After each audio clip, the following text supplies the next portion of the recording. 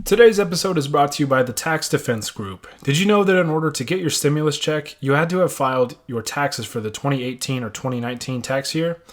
If you haven't filed for 2018 or 2019, there's good news. The Tax Defense Group can rush e-file your taxes. They know that millions of Americans are struggling, and they want to make sure that you get your stimulus check sooner rather than later. Call the Tax Defense Group today at 800-850-7973 to get started. That number again is 800-850-7973, and you can visit them online at thetaxdefensegroup.com. Today's episode is also brought to you by Writer Junkie. Due to the global pandemic and economic downturn, Writer Junkie is offering their resume writing service for only $100. And with a 3-day turnaround, you can't beat that price and delivery time. Call Writer Junkie today at 805-587-7966, and you can visit them online at writerjunkie.com. Mention that you saw this ad on UCAS Studios, and they'll get right to work.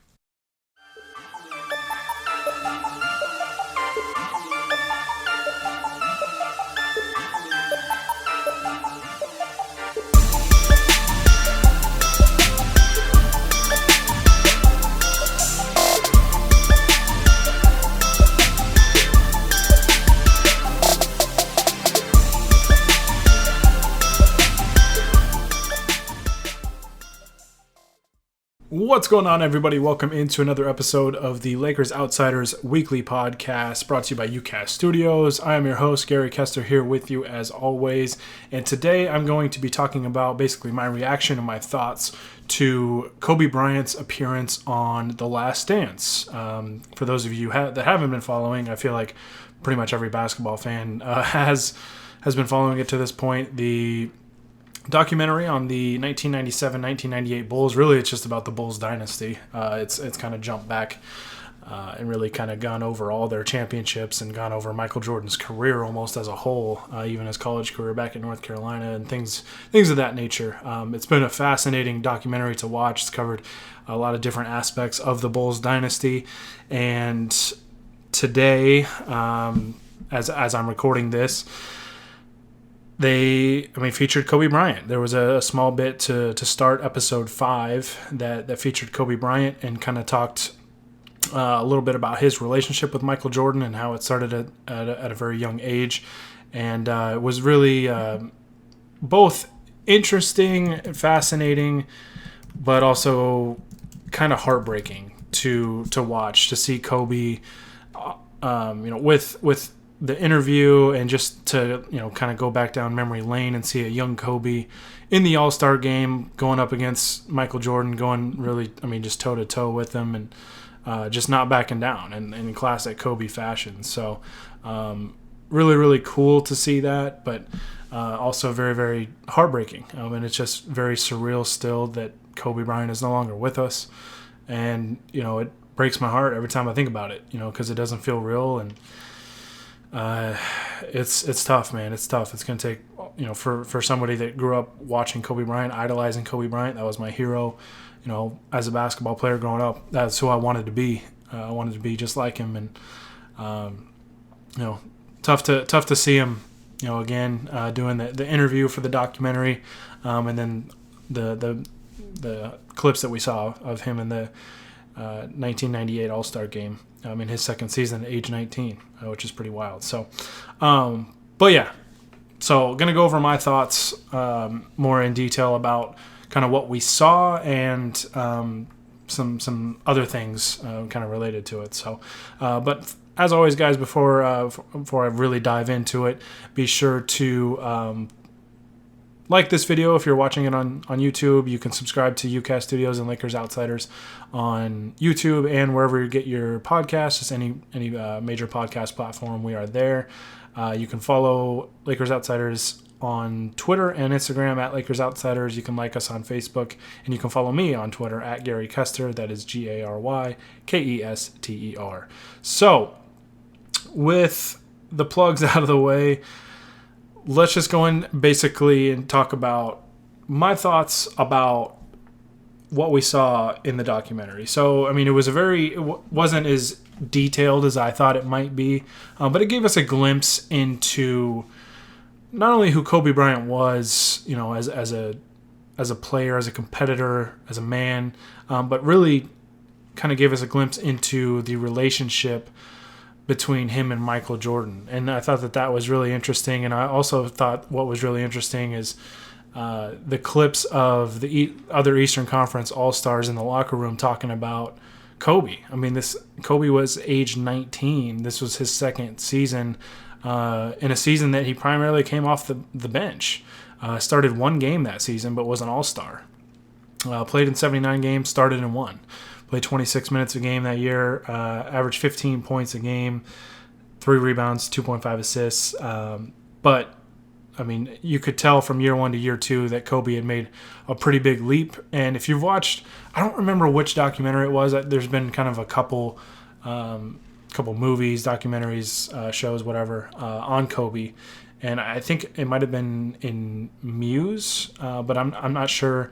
But he talked about the air balls in Utah, his rookie year in that playoff game, the elimination game where he threw up, 4 air balls, and in crunch time, which was, obviously Kobe developed that mentality and that reputation as just an assassin in those situations throughout his career. But as a rookie, went through those hard times, that very difficult moment in Utah and Salt Lake City, where he threw up 4 air balls in crunch time of an elimination game, and the Lakers lost and were eliminated, and the Jazz went on and went on to the NBA Finals that year and lost to Michael Jordan and the Bulls. But Kobe had talked about, I think in Muse, how hard he worked and how motivated he was after that he basically, as soon as he got back to LA, locked himself in the gym and just continued to work and just shot shots for hours. Just like he just said, I believe he said that the first night he just basically stayed overnight, like just was up all night, just worked relentlessly that summer to get better. And you saw it from year 1 to year 2. He took a big jump. And an interesting point that Kobe brought up in his interview portion of the clips that we saw was that he was just a teenager, aged 18 as a rookie and age 19 as a second-year player. The league back then was a lot older. It's not like it is today where you have so many one-and-dones. Guys come into the league at age 18 or 19 every year. Going straight from high school to the NBA wasn't a very common thing, even though there had been some success stories behind it, obviously. Kobe, Kevin Garnett, Tracy McGrady, guys like that made that jump. But the league was older. I mean, even Michael Jordan played 3 years at North Carolina and came in, I think, at age 21. So, that was kind of the norm back then. And so Kobe came in, very, very young, less experienced basketball wise than players in the league, but just worked hard. He was, competitive, just like I said, just an assassin, man. That guy just wanted to win at all costs and wanted to destroy you. And I thought it was really interesting that one of the quotes from Michael Jordan in this episode was, they called him that Laker boy, which made me kind of chuckle. But it was just funny that a 19-year-old Kobe had other all-star players talking about him in the locker room. That's how he was. And Jordan, kind of joked that after 4 air balls, like he's not passing you the ball at that point. Like if you want the ball, you got to go rebound. Which kind of reminded me of Kobe. I think Kobe had some teammates throughout his career, especially probably from 05 to 07, that he probably didn't want to pass the ball at all. So made me kind of think of that. But Jordan talked about, like, when they were mentioning that Laker boy, Jordan said something along the lines of, he doesn't let the game come to him. He goes out there and takes it. And I think that is what really made Jordan appreciate Kobe, even a young Kobe, because it's been pretty highly documented that showdown that Kobe and Jordan had in Chicago, where I think Kobe had 33 in that game. Jordan had 36, and the Bulls won. But Kobe didn't back down from the challenge at all. Went right after Michael on both ends, and obviously Michael was in his prime, and Kobe was very, very young. So pretty obvious, how that was probably going to turn out. But Kobe held his own, man. Kobe made some really tough shots in that game against Michael, and did some great things that had a lot of generated a lot of buzz about him. He already had a lot of buzz, but it was like, wow, like he went at Michael in that game and did the things that he did. I think that opened a lot of eyes. So I just think it was really interesting how Jordan really embraced Kobe. Jordan was a guy that if you weren't on his team, I mean, hell, even if you were on his team, he just wanted to go at you, and he just wanted to destroy you. If you were an opponent, he wanted to destroy you. I mean, we saw it with tonight's 2 episodes. There was the Clyde Drexler bit where he was compared to Jordan, and they met in the finals, and Jordan just wanted to obliterate him because of that. And then there was the Tony Kukoc thing where Jerry Krause raved about Kukoc, and so Scottie Pippen and Michael Jordan basically wanted to just go when they played him in the Olympics and just dominate the guy. So Jordan was just wired that way, and Kobe was wired the same way. And I think that was kind of my takeaway from this. I mean, kind of something I guess we already knew, that Jordan and Kobe had a very close relationship, and I think it started that year that they met in the All-Star game, and then they had that showdown in Chicago as well. And I thought that was really, really cool. And Kobe mentioned that a lot of people would always ask him or tell him, like, who would win one-on-one between you and Michael Jordan? And he would say, hey, like, everything I get is from him. Kobe, I mean, was so similar to Michael Jordan in so many ways, not only just on the basketball court, but how he carried himself, kind of his attitude, his swagger a little bit, and his mentality. And he mentioned that Jordan gave him so much great advice throughout his career, and that Jordan was a big part of why Kobe won 5 championships. And I thought it was just really interesting that Kobe, a 19-year-old Kobe, asked the best player in the world, arguably the best player of all time, depending on who you ask, back in the day, about his turnaround jump shot. And not only did Kobe said, gave him a detailed answer, but said, if you need anything, call me anytime. And I thought that was really cool because, like I said, Michael Jordan had just such a killer instinct, and if you're an opponent, like, he just wanted to rip your heart out, every single time that you guys squared off. And for him to really embrace Kobe, and I mean, you saw it at Kobe's memorial service, how torn up Michael Jordan was and how broken down he was about it. And Michael said, when Kobe died, that a part of him died, a part of Michael Jordan died. And so obviously those two were very close, and it started way back then when Kobe was just a young buck. And just really, really cool to see Jordan embrace him, and kind of like how Kobe has embraced future generations. Kobe was all about growing the game of basketball beyond his career, and really embraced, I think great players always respect other great players. They might not like him, like Jordan hates Isaiah Thomas, but admitted today that he respected his game. So I think you saw that a lot with Kobe as well, with a lot of the younger generations. I mean, like LeBron, there was this LeBron-Kobe media-made rivalry or fan-made rivalry, but those two were like best pals. They were good friends. So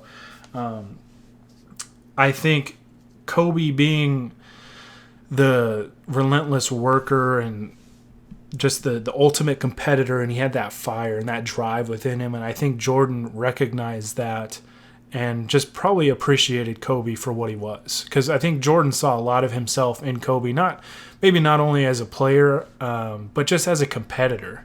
And I think that is the ultimate respect right there, when you see somebody that is willing to work as hard as you, that wants to win as badly as you. I think for a guy like Jordan and a guy like Kobe, I think that goes a long way.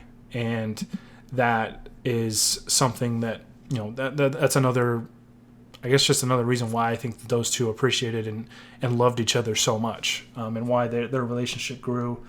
And it was really cool to see. It was really cool to see. I wish we could have Wish they would have dove more into that, but I get it. I get why. I mean, it's a Bulls documentary, but it was cool to see kind of at the beginning, in loving memory of Kobe Bryant, episode kind of dedicated to him. But yeah, like I said, it was tough. It was tough to watch, but it was also very cool. Like I said, to see Eastern Conference players talking about a 19-year-old Kobe Bryant. I don't remember who it was. Maybe it was Reggie Miller or somebody else. They just kind of had the subtitles, but somebody saying, I thought after the fourth air ball he would pass the ball, or third air ball he would pass the ball, or something like that. And that was Kobe Bryant. That was Michael Jordan. Those guys could miss 100 shots in a row, and they would truly, truly believe that the next one was going to go in. And that's what made them great, and why they were champions. Because no matter how hard things got, how badly they played in the game, you could always count on them to bounce back and to right the ship somehow, some way.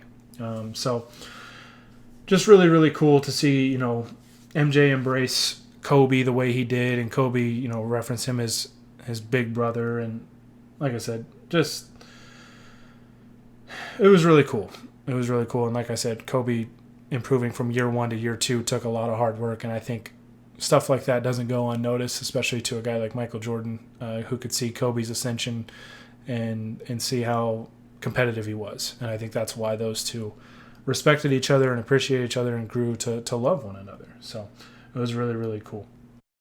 I also mentioned that there were just a lot of similarities in how Kobe kind of carried himself that were similar to Jordan. And there was a clip when they were talking about the Dream Team that really reminded me of Kobe. Somebody had asked Jordan, when they were gearing up for the Olympics over in Barcelona, with that Dream Team, who takes the last shot? Somebody asked Jordan that, and the look on his face, like, are you kidding me? Like, he just thought it was like me. And just the way he answered that, the look on his face and everything reminded me so much of Kobe, because Kobe would have answered the same way. Like, if you ask Kobe in any capacity, doesn't matter who he's on, he could be on a roster of the 10 best players, I think Kobe's top 10 players, so the other 9 top 10 players in league history, and you ask Kobe who's taking the last shot, he's going to say him. So that reminded me a lot of Kobe, and I thought that was kind of cool. So it was just really fascinating to dive into that relationship a little bit. I wish, again, that they would have gone into it farther, but I understand why they didn't. So just really, really cool to watch, though. Cool, but also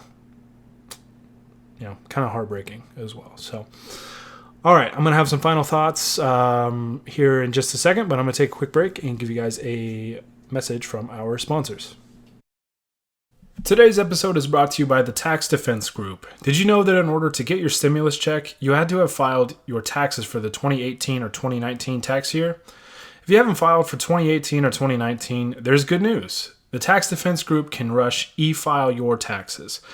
They know that millions of Americans are struggling, and they want to make sure that you get your stimulus check sooner rather than later.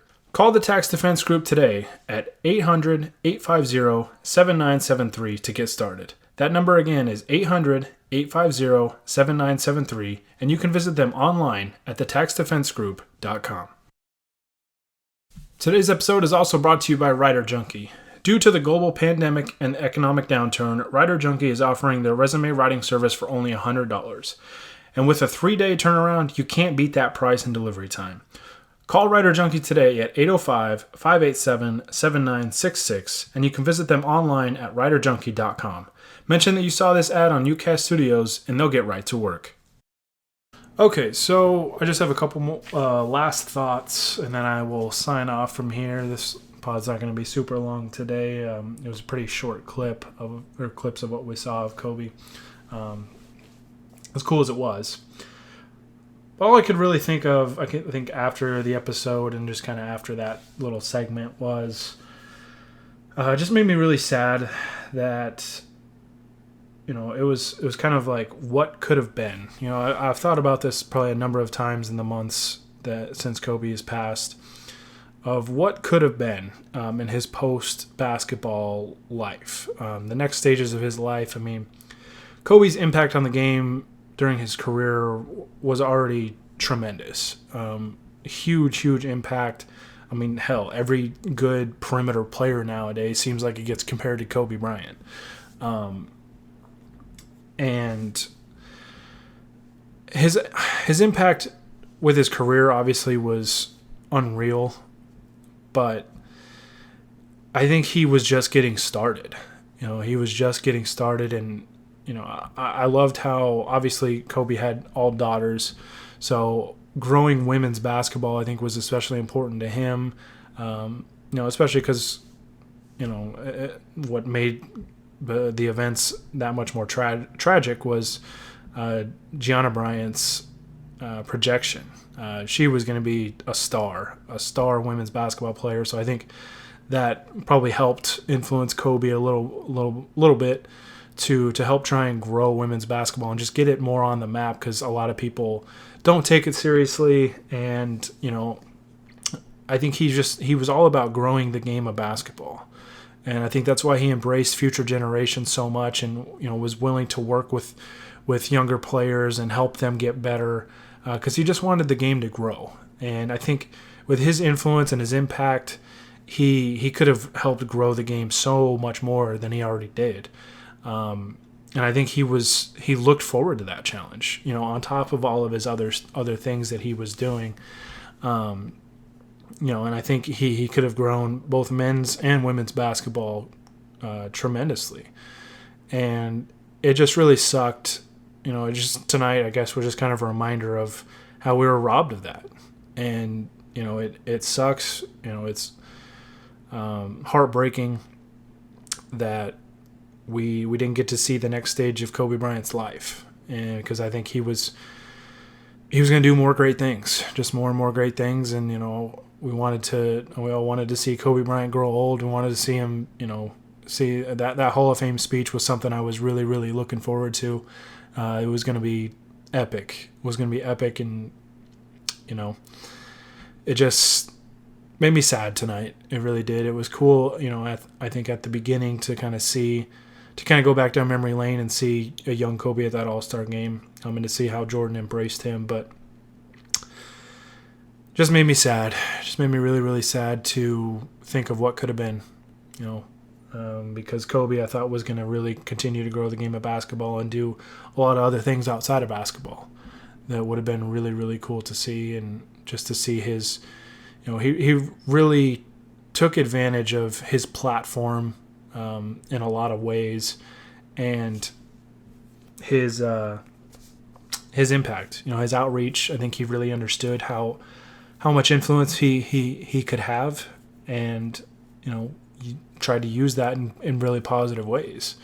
So would have been really cool to see that, but like I said, just makes me really sad. So I want to end this podcast on a more positive note. All I can really think of is that The Last Dance has been fantastic to me. I think it's lived up to the hype. It's been really cool. As somebody, for me, I was born in 1992, so I don't really remember the Jordan and Pippen Bulls era. I don't remember the Bulls dynasty. My first basketball memories were first game I ever watched that I at least remember watching was a Lakers home game, and Shaq hit a little turnaround jump hook, really, at the buzzer to win that game by 2. And I remember it was on NBC, and I think it was 198 was the final score because Shaq hit the 2 at the buzzer. So I remember that game. I remember the end of that game. That was my first kind of memory of basketball. But yeah, I don't remember really the Bulls dynasty that much. I've seen a lot of clips and stuff, and kind of watched a lot of videos on them and Michael Jordan, especially. But it's different when you're looking back on something rather than seeing it on a daily basis. And I I would have loved to seen Jordan play on a daily basis for obvious reasons. But hey, I got to watch the Michael Jordan of my era, my childhood, in purple and gold. Kobe Bryant was the Michael Jordan of my childhood, and very, very thankful, and I feel very lucky to have been able to grow up and watch Kobe Bryant play the game of basketball and to do all the things that he did on and off the court. He just seemed like he continued to grow throughout the course of his career, and there's a reason why I idolized the guy. I love so much for what he stood for. It was far from perfect, made mistakes in his career, but who doesn't?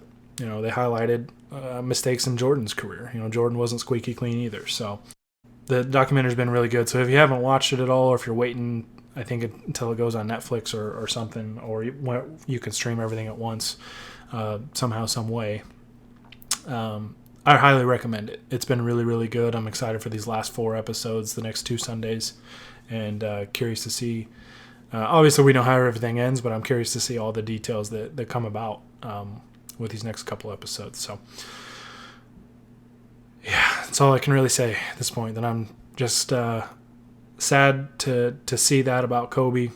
Just brought back, some sad feelings. But again, I just feel very, very lucky to grow up watching the Michael Jordan of my childhood, and of course that was the Black Mamba. So, yeah, sad to think about, but don't know how to end this podcast on a positive note. So, gonna sign off here. Thank you guys so much for listening. As always, be sure to like this video. If you're watching on YouTube, you can subscribe to UCast Studios and Lakers Outsiders on YouTube and wherever you get your podcasts. Every major podcast platform, you can find us. You can follow Lakers Outsiders on Twitter and Instagram at Lakers Outsiders. And you can like us on Facebook, and you can follow me on Twitter at Gary Kester. And tell me what your thoughts of Kobe on the documentary in the comments on YouTube, or you can tweet them at me. However you want to do it.